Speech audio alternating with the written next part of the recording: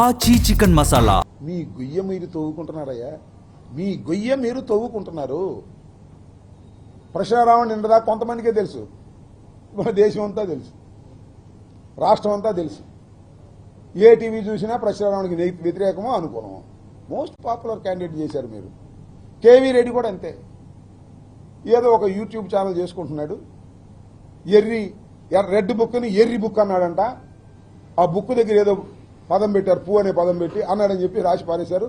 FIR register చేశారు, తీసుకొచ్చారు, లోపల పెట్టారు. మీ గొయ్య మీరు తవ్వుకుంటున్నారు. ఎంత చెట్టుకు అంత గాలిలాగా, ఎంత క్రైమ్కి అంతే కేసు ఉండాలి. ఇది ఎక్కడ కేసులే బాబు, నాకు తెలియకూడదని. ఇంతంత కేసులు పెడితే సమాజం మిమ్మల్ని అంగీకరిస్తుందా చెప్పమని ఈ సందర్భంగా నేను మనవి చేస్తున్నాను. అన్నిటికన్నా మించి ఏంటంటే, పోలీస్ స్టేషన్ ఉంటే పార్టీలో వెళ్ళిపోతారండి, మాకు అప్పచెప్పమంటున్నారు. పోలీస్ స్టేషన్లో రావణుంటే మాకు అప్పచెప్పన్నాడు, సంగతి తెలుస్తూ ఉంటున్నారు. ఇంకా ఏం పోలీసులు అప్పచెప్పలా, పోలీసులు కూడా నెట్టేశారు, అది వేరే అంశం. ఈ 4 పోలీస్ స్టేషన్ల మీద పోలీసుల సహకారంతో చంద్రబాబు నాయుడు గారు, పవన్ కళ్యాణ్ గారు ప్రోద్బలంతో దాడులు చేస్తారు, లాక్కొచ్చి కొడతామంటారు. పోలీసులు చూస్తూ ఊరుకుంటారు, కేసులు పెట్టరు. ఇది ఒక దుర్మార్గమైనటువంటి పద్ధతుల్లో జరుగుతూ ఉంది. సాయికృష్ణ లాకప్ డెత్లో కూడా దీన్ని డైవర్ట్ చేయడం కోసం రకరకాల టాక్టిక్స్లు ఉపయోగిస్తుంది ఈ ప్రభుత్వం.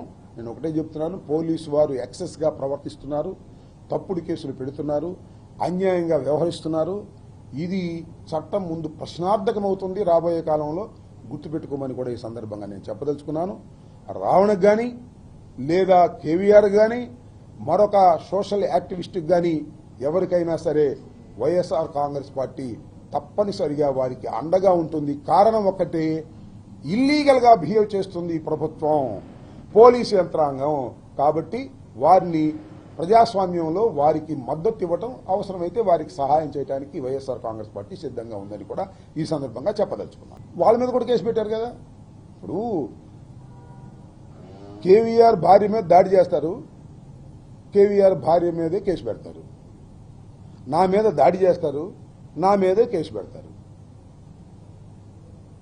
మీరు జగన్మోహన్ రెడ్డి గారు మనం చెప్పాడు, బాధితులే నిందితులు. ఎవరైతే పోలీసులకు బాధితులుగా ఉంటారో వాళ్ళే నిందితులు చేసేస్తారు. మీకు ఇంకోటి కూడా చెప్తున్నా, జనవరి 31వ తారీఖున మా ఇంటి మీద దాడి చేశారు. విజువల్స్ అన్ని చూశారుగా. ఒక్కని అరెస్ట్ చేయలే, నన్ను మాత్రం అరెస్ట్ చేసి 18 రోజులు పెట్టారు. వాళ్ళందరినీ అరెస్టు చేయాలని, వారి మీద యాక్షన్ తీసుకోవాలని ఈ నెల 29వ తారీఖున మా ఇంటి దగ్గర నుంచి బయలుదేరి డీజీపీ ఆఫీస్కి వెళ్ళి వినతి పత్రం ఇవ్వబోతున్నా. అది ఒక కార్యక్రమం. ఎవరినైతే కొడతారో, ఎవరినైతే బాధిస్తారో వాళ్ల మీదే కేసులు పెట్టి అణచాలని ప్రయత్నం చేసేటటువంటి దుర్మార్గమైనటువంటి పాలన జరుగుతూ ఉంది. ఈ పాలనని ప్రజలందరూ కూడా వ్యతిరేకించాలని నేను ఈ సందర్భంగా కోరుకుంటున్నాను.